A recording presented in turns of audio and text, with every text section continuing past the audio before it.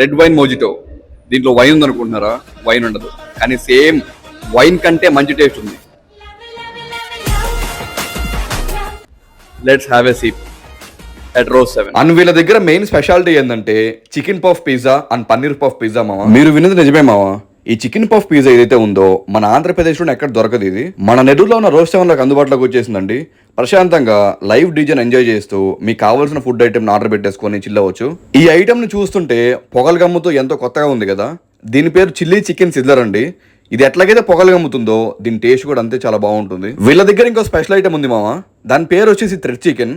ఇది వచ్చేసి థ్రెడ్స్ తో లోపల చికెన్ పెట్టేసి ఎంతో బాగుంటుంది టేస్ట్ అయితే. అండ్ వీళ్ళ దగ్గర రొయ్యలు అయితే కతక్కన ఉంటాయి మామ.